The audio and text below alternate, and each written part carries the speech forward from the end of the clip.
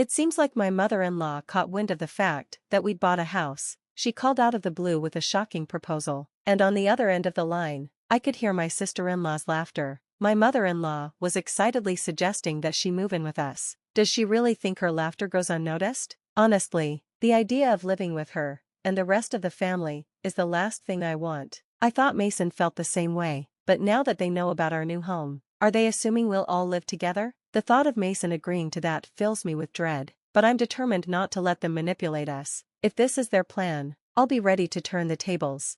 Reflecting on my past challenges, I'm not backing down. I am Nancy Deborah, 32 years old, and I work for a major financial corporation. Mason and I married 4 years ago, and we haven't started a family yet, not because we don't want to, but for specific reasons we both take seriously. We've agreed to focus on our careers first, striving for progress every day, and once we've established our professional lives, we'll begin building a stable environment for our future children. When the time is right, we'll revisit the idea of expanding our family. Recently, a major project I had been planning at work was a success, and I was officially promoted. My salary, which was already decent, got a nice boost. Mason didn't receive a promotion, but his raise was significant due to his tenure at the company. With both of our incomes rising, it finally felt like the perfect moment to turn our long-held dream of homeownership into reality. I approached Mason with the idea. I think it might be time for us to start thinking about getting our own place. What do you think? His response was immediate and enthusiastic. Is it time already? I could hear the excitement in his voice. I've been thinking about it too, but since I haven't been promoted yet, I wasn't sure how to bring it up. Don't worry about that, I reassured him. It's not like only one of us needs to be earning. I was thinking we could put the house in my name since I'm earning more now. Really? He asked, surprised. Well, if you're okay with it, then yes, let's do it in your name. I smiled. All right, let's move forward with that. We can check out some model homes on our next day off. Sounds great. Let's not miss this chance, he said, sharing my excitement. I felt so grateful to have him by my side. We were in sync, and moments like these reminded me that I had made the right choice. The following week, we kept our appointment to view model homes. We toured different designs and started imagining what our own home could look like. Over weekends, we began sketching simple floor plans and researching online. During a visit to a construction company, they recommended that we take an active role in designing the house, rather than leaving everything to them, so that it truly reflected our personalities. While we both loved the idea, we admitted that our knowledge of architecture was limited, but we were eager to learn. As we continued balancing this project with our work, we made steady progress, but then, just as we were getting into the rhythm of it, the doorbell rang. Thinking it was just a delivery, I opened the door, only to find my mother-in-law standing there. Mom, what brings you here so suddenly? I asked, already bracing myself for whatever surprise she had in store. I asked, surprised by her sudden visit. Without a word, my mother-in-law slipped off her shoes and made herself at home. Hearing her, Mason came out, equally surprised. Mom, what's up? He asked. Didn't Nancy tell you? She replied, looking slightly puzzled. I spoke to her about it over the phone a little while ago. Mason turned to me, confused. Maybe Nancy forgot to mention it? That's not true, Mom, I interjected quickly. It's not forgetfulness. I've just been incredibly busy with work. I'm handling both my job and the household responsibilities, so my mind's constantly buzzing with tasks. Oh, you're such a thoughtful person, Mason, she said warmly. Your late father would have been so proud of how you support Nancy. I nodded, not entirely comfortable with the compliment, but Mason smiled. Then, she pulled a travel brochure from her bag, spreading it out on the table and pointing to a page marked with a post-it note. Listen, Mason, she said with a content smile. I've always dreamed of seeing Niagara Falls. Would you take me there, please? Mason and I both stared at her, speechless, our mouths hanging open as she continued, not missing a beat. Come on, Mason, think of it as an act of filial piety, she urged.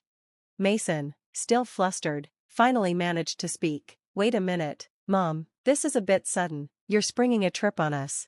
Oh, you could come too, Nancy, she added casually. I was thinking of asking Anna, but if Mason's coming, we could make it a family trip. Anna? Mason asked, confused. What are you talking about? Nancy is here. I can't just take time off work, and it feels weird to finance a trip for you and my sister. That's not weird at all, his mother countered swiftly. Spending money on family is a wonderful thing, don't you think? She turned to me for support, clearly expecting me to agree. Though taken aback, I stood my ground. Spending your own money on family is fine, but imposing it on others is different. Her tone shifted immediately. What do you mean by that? Are you suggesting I'm trying to extort travel expenses from Mason? She asked, her voice laced with indignation.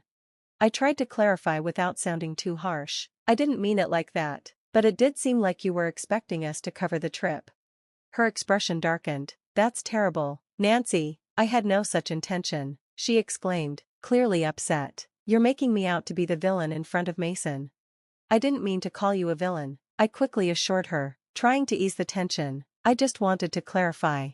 I responded truthfully to her question. Okay, there's no need for excuses.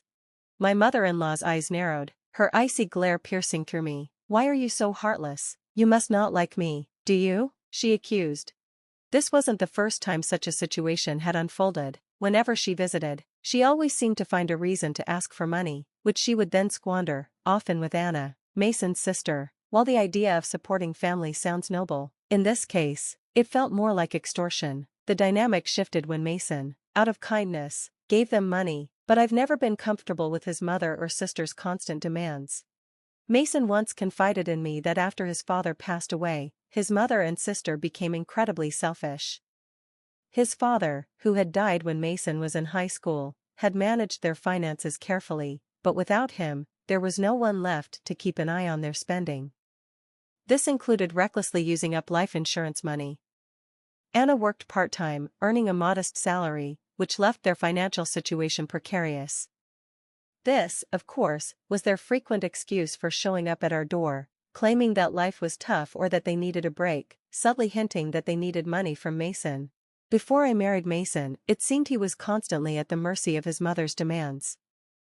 There was a dependency on the care she provided after his father's death, but since marrying me, Mason had begun to see their true colors. Although they often asked for money, he had been making a conscious effort to refuse. Recently, he had even started to assert himself more with his mother, especially in response to her spiteful comments like, "You don't like me, do you?" Or "Why should I be nice to such an uncharming daughter-in-law?" Mason stood his ground. "Just because you're my mother doesn't mean you can speak badly of Nancy. Didn't she just answer your question honestly?" "You're taking Nancy's side," his mother exclaimed, shocked. "What are you talking about?" "I think you're in the wrong here, Mom," Mason said firmly. "That's so unfair," she retorted, her voice full of indignation. "Surely Nancy must have poisoned your mind against me." "Poor thing, you were such a kind child before you got married." Mason, unwavering, responded, "I'm not saying this because of Nancy. I'm saying it because I truly believe it." His mother, clearly taken aback by his firm stance, was not used to being contradicted. Frustrated, she bit her lower lip before muttering, "Fine," and storming out of the house. "Nancy, I'm sorry," Mason said softly after a moment. "I always make you feel uncomfortable," Mason apologized once his mother had left. "No, it's okay," I reassured him. "Hey, you stood up for us this time." I smiled at him, trying to ease the tension. "Once we build our own home, we'll be further away. Maybe then we can minimize our interactions with your mom and sister." "That would be a relief," Mason agreed, sounding genuinely grateful. The location we were considering for our new house was significantly farther from our current apartment, but that distance would also make our commutes easier. Currently, our apartment was just 4 train stations away from Mason's parents' house, but the new house would be 3 times farther, requiring several transfers. The route was complicated, so unless we gave them the address, it was unlikely they would be able to find it. This move seemed like a perfect opportunity to distance ourselves from the constant, often uncomfortable family interactions. We submitted our floor plan ideas to the construction company, and 3 months later, construction began. About 8 months after that, our $800,000 dream home was completed. We managed to carve out some time from our busy schedules to pack a few days before the move. Then, in the midst of packing, I received a call from my mother-in-law.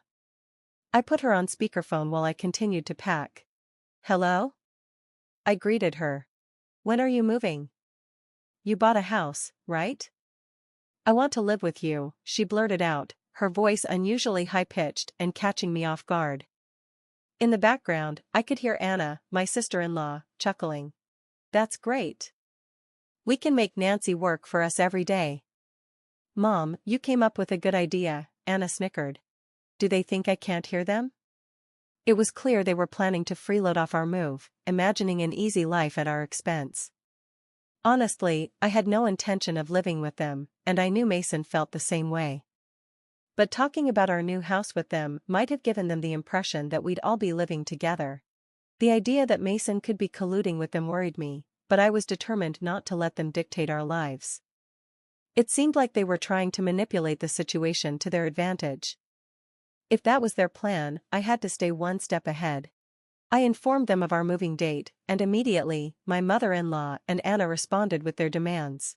We'll come to your apartment in the afternoon on that day. Take us with you in the car and arrange the movers for us too, they demanded, before hanging up. Of course, I had no intention of fulfilling their requests. Before I could discuss this with Mason, I turned around and found him already standing there. Mason, were you listening? I asked, a bit caught off guard by his presence. I was about to take a break and talk to you about this, he said. Was that Mom on the phone just now? Yes, I replied, a little apprehensive. I was going to talk to you about that too. Why did you tell your mother about our new home? I was taken aback. What do you mean? I asked, surprised. Mason sighed and explained, it's not quite like that. Last time my mom visited, she saw the floor plan of our new house lying around. She's been pestering me about it every day since, so I eventually gave in. I'm sorry, he added quickly, his voice full of regret. You don't think I intend to live with them, do you? Of course not, Mason, I reassured him, seeing the genuine concern in his eyes. After hearing that phone call, though, I think it might be better if we cut ties with them. It's just too much.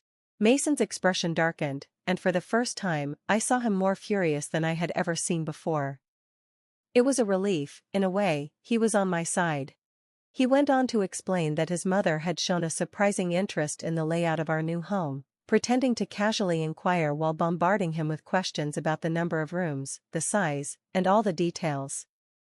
It was clear she had been trying to find a way in, and this conversation only solidified our resolve.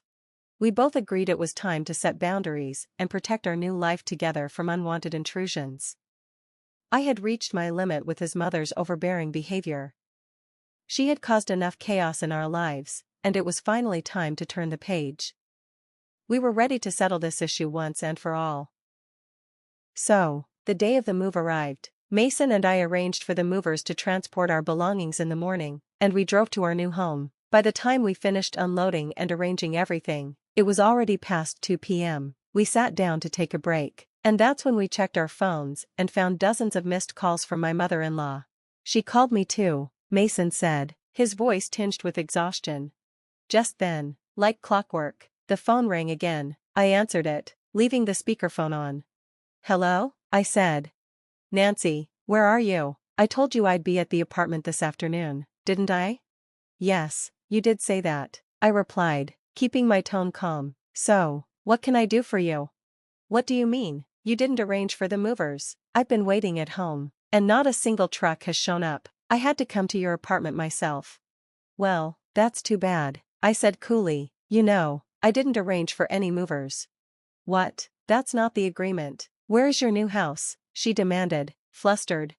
Do you think I'd tell you? I countered firmly. There was a stunned silence on the other end. I could almost hear her processing the fact that things had changed. She probably thought, as long as Mason was involved, she could manipulate the situation in her favor, but Mason had changed. He was now firmly by my side.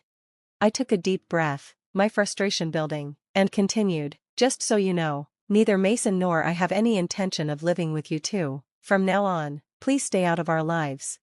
What are you saying? Your opinion doesn't matter. It's up to Mason to decide. At least tell me where the new house is, she demanded, her voice growing shrill. How are you going to get here without even knowing the address? I retorted. This house is in my name, and I have the right to decide who lives here. If you barge in, it's trespassing. My mother-in-law was taken aback by my assertiveness, and the silence that followed spoke volumes. It was clear that the dynamics had shifted. Mason and I were taking control of our lives. "And I'll sue you if you trespass," I added, my voice steady and resolute. Her response was incredulous. "Trespassing? How rude to say that about your husband's family." At that, Mason intervened, his tone sharper than I had ever heard before. "Family? The family member I respected, my father, is gone. What remains now doesn't resemble the family I once knew." "What are you saying?" my mother-in-law faltered, her voice shaking with disbelief. "After that last phone call, I've had enough. Just sharing blood with you is embarrassing. From now on, my family is Dave and Nancy," Mason declared firmly. "I no longer consider you two part of my family." "Wait, Mason, don't say such things," she pleaded, her voice cracking. "Don't bother us again, got it?" Mason said, and with that, he ended the call. Not waiting for her response, he quickly adjusted his phone settings to block her calls. I looked at him, concerned but supportive. "Hey, Mason, are you really okay with this?" "Yeah," he said, a genuine sense of freedom washing over his face. "I finally realized my mom was just using me. I feel completely relieved now." Mason was truly free from the manipulative ties that had bound him, and that was the turning point for us as a couple. We had successfully severed the unhealthy connections with his mother and her daughter. From that moment, Mason ceased all support. Without him, they struggled financially. My sister-in-law's part-time income wasn't enough, and my mother-in-law, long accustomed to being a housewife, had to find part-time work. Unaccustomed to the working world, she faced challenges and often met disapproval at her new job. Meanwhile, Mason and I enjoyed a peaceful life in our new home. There were no more unexpected visits from my mother-in-law. Our lives were stress-free, and for the first time in a long time, we truly felt at ease. I'm endlessly grateful to Mason for believing in me and for his courage in cutting ties with his toxic relatives. Whatever challenges may come our way in the future, I know Mason and I will support each other and navigate life together as a united team.